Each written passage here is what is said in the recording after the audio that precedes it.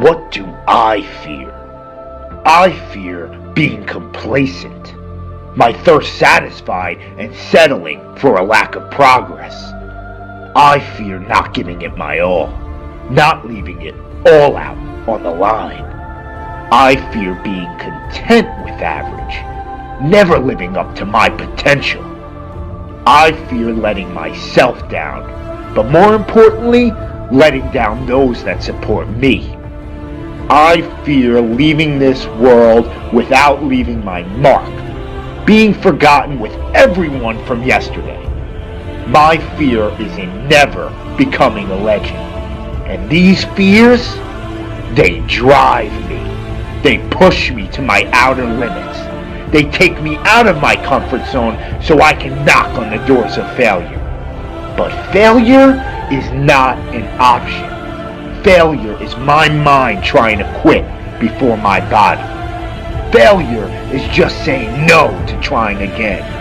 You are your own maker in this world, and you cannot give up because the beginning is always the hardest, and it is always darkest just before dawn.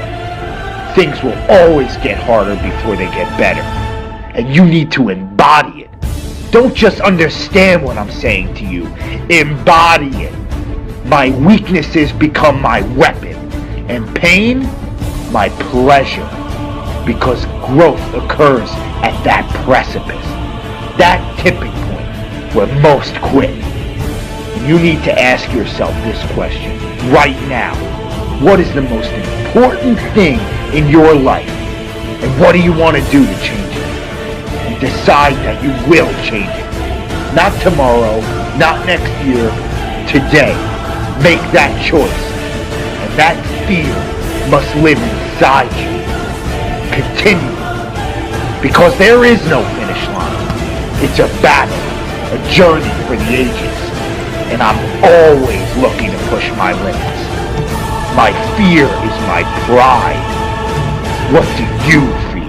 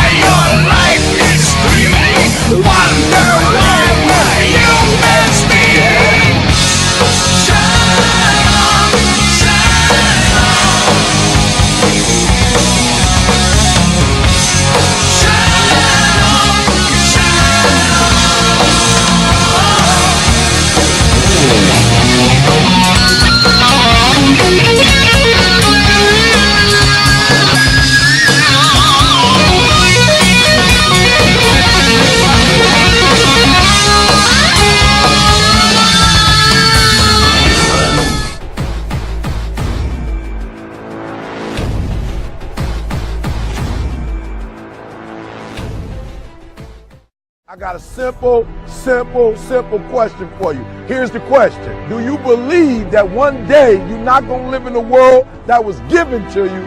That's right, but you are going to actually live in the world that you dream of.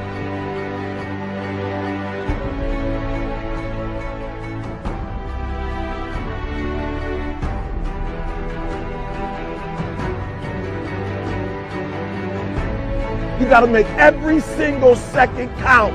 You got to go in the future and see it, baby, and you got to come back in the present. And you got to take that big goal, that big dream, that big reality. That's what I said. You got to take that big reality, and we got to take small steps and make it manageable to making your dreams become a reality.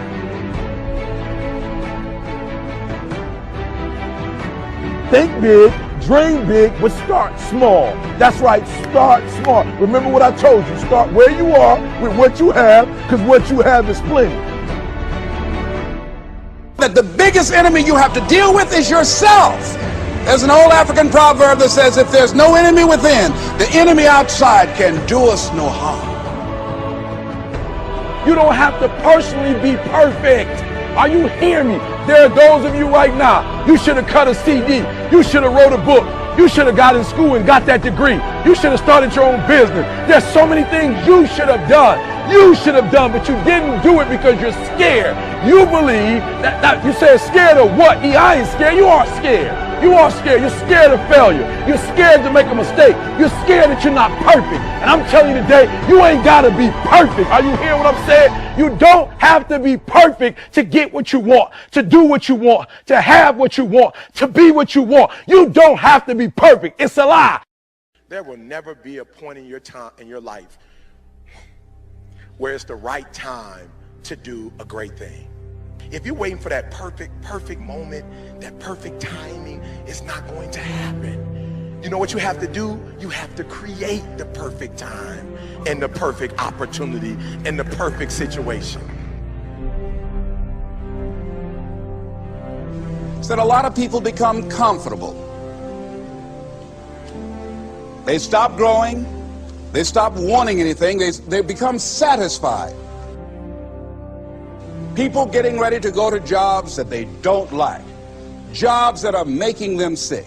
You see, when you're not pursuing your goal, you are literally committing spiritual suicide. When you have some goal out here that you're stretching for and reaching for that takes you out of your comfort zone, you'll find out some talents and abilities you have that you didn't know you have. when the messenger of misery visits you, what are you going to do? What will keep you in the game? There are things that you think you'll never need to know, that you may only need to know one time in your life, but that could save your life because you had that knowledge. Unless you attempt to do something beyond that which you've already mastered, you will never grow. What is it that you looked at some point in time and you decided that you couldn't do it, that you talked yourself out of it? You're waiting on your next door neighbor to make it happen for you, it may not happen. If you're waiting on your mother or your father, they may be so ancient in their thinking that they don't understand this opportunity that you have. And if you're waiting on them, it may never get done. You don't beg average people to be phenomenal. You don't beg good people to be phenomenal. You just are phenomenal, and you will attract phenomenal. What reason can you remember that you can call on, that you can reach on, that can make you get back up? Find that reason. If you're not where you are, if you're not where you want to be, if you don't have what you want to have, if you're not where you think you should be at this particular place, it has nothing to do with the system, but it has everything to do with the fact that you're not making the sacrifice.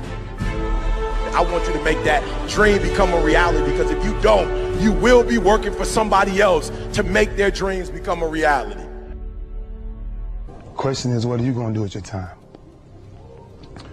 What drives you? And greatness is a lot of small things done well. Day after day, workout after workout, obedience after obedience, day after day. When things don't work out for you, when things happen that you could not anticipate, what are the reasons that you can think of that can keep you strong? You will never, ever be successful until you turn your pain into greatness, until you allow your pain to push you from where you are to push you to where you need to be. Stop running from your pain and embrace your pain. Your pain is going to be a part of your prize, a part of your product. I challenge you to push yourself. See, it's easy to be on the bottom. It doesn't take any effort to be a loser. It doesn't take any motivation, any drive in order to stay down there on a low level. But it calls on everything in you. You have to harness your will to say, I'm going to challenge myself. I mean that what you did last week don't count.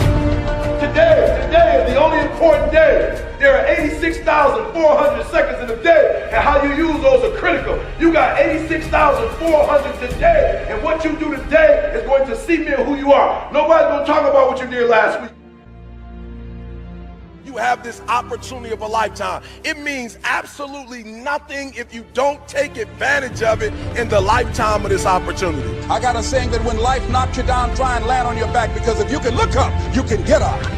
If you want a thing bad enough to go out and fight for it, to work day and night for it, to give up your time, your peace, and your sleep for it, if all that you dream and scheme is about it, and life seems useless and worthless without it.